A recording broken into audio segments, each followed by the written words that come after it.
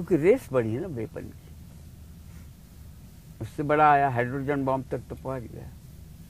अब अमेरिका को गांधी की नॉन वायलेंस का सबसे बड़ा महत्व पता लगा 9/11 को, जब यंग आदमी सुइसाइड बॉम्ब मर के जाता है, तब उनके ध्यान में आया कि अपने कारी शस्त्र परंपरा बेकार होगी, क्योंकि ये मरने को तैयार हो गया। खुद ह्यूमन बॉम्ब बना राजीव गांधी के समय, कौन बचा सकता है बता? इम्पॉसिबल है। अमेरिका वालों ने रियलाइज किया।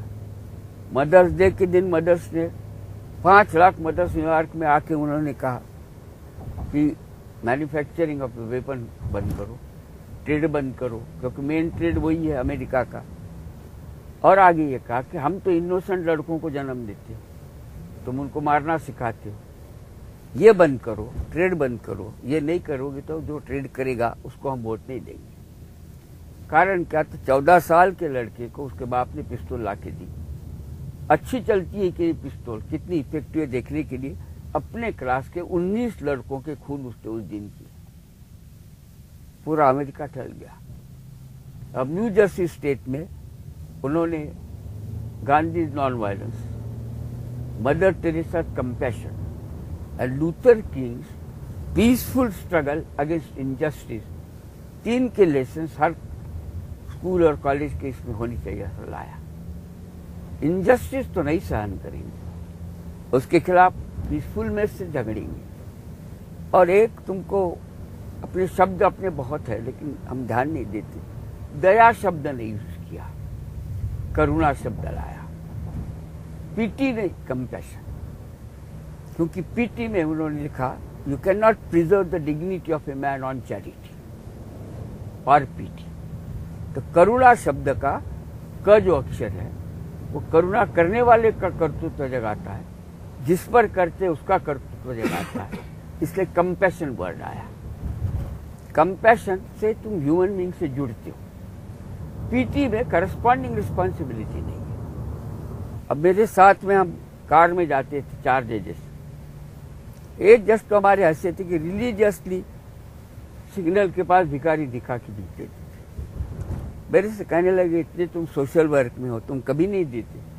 मैंने कहा नहीं देता, क्योंकि हमारी दया पर जो जिए, हमारी मेहरबानी पर लोग जिए, ये भावना में से गुलामी आई।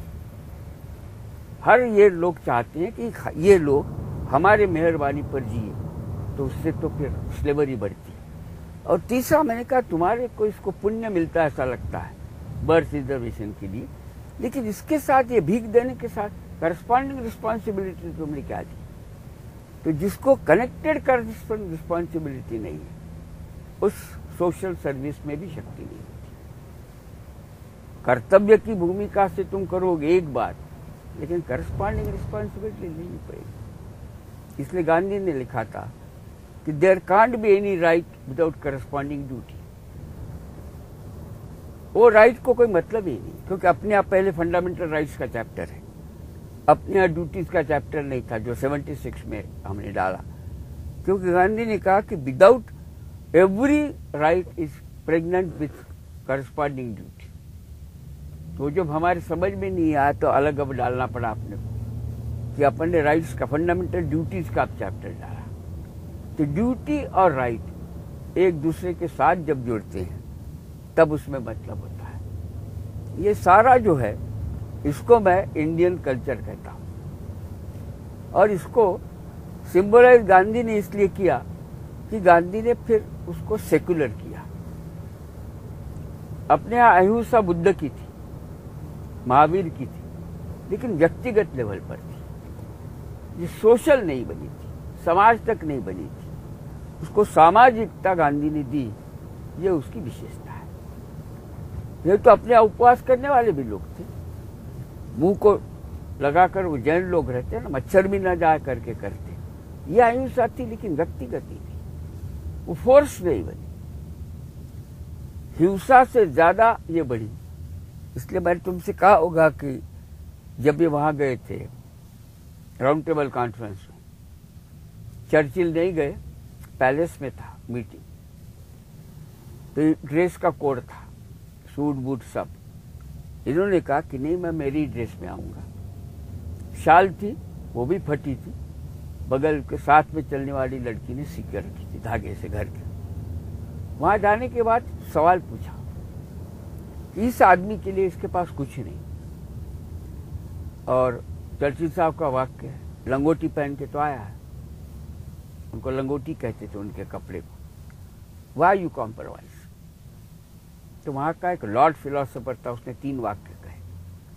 ही is a man whom guns can not frighten, he is a man in money can not buy, and he is a man whom women can not seduce, no women can seduce. फिर ये कहा कि ये 3 शस्त्र के बल पर तुमने अभी तक इंसानों को खत्म किया है, चरित्र खत्म किया, इसका खत्म किया, अब ये तीनों जहां नहीं चलते, उस आदमी में जो शक्ति होती है उसके लिए हमको कॉम्प्रोमाइज करना पड़ा।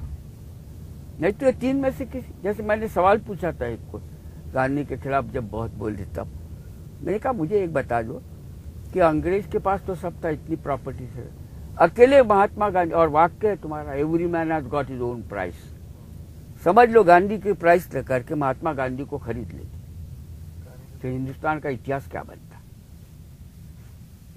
तो कैरेक्टर का जो है, विवेकानंद का बताया था तुमको मैंने, शायद याद होगा, जब जा रहे थे न्यूयॉर्क रास्ते पर, तो कपल जा रहा था, तो इनके बदन पर सिला हुआ कपड़ा नहीं था, कफनी थी, फेंटा था। तो महिला ने अपने पति से बोला, he doesn't happen to be gentleman, ये जेंटलमैन नहीं लगता है। वो सुना विवेकानंद ने, वापस आए उस लड़की के पास गए, महिला के पास, और कहा, madam in your country tailors make the gentleman, in my country character makes the gentleman. ये पहला विवेकानंद का वाक्य था जहां से न्यूयॉर्क में प्रतिष्ठा बढ़ी उस इंसान की। इसको मैं इंडियन कल्चर कहता हूं, बेस्ड ऑन कैरेक्टर, चीजों के ऊपर जो नहीं जाता, भौतिकता के ऊपर उल्टा है। जिसने भौतिकता को छोड़ा और त्याग का लाइफ अपनाया, उसको मेरे देश में प्रतिष्ठा ज्यादा है। आज भी तुम्हारे घर में शादी होगी, मेरे घर में होगी, एक साधु संत आएगा, चीफ मिनिस्टर आएगा, काम पड़ेगा, इसलिए चीफ मिनिस्टर का स्वागत हम पहले करेंगे। मैं पूछता हूं तुमसे, झुककर नमस्कार किसको करेंगे? ये देश में आज भी गर्दन त्याग के पीछे ही झुकती है, जिसको मैं सिल्वर लाइन कहती हूँ।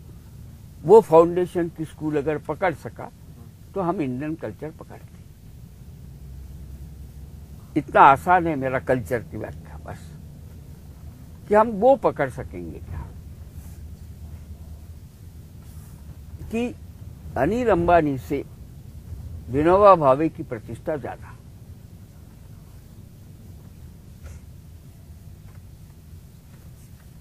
पहुंच गया क्या?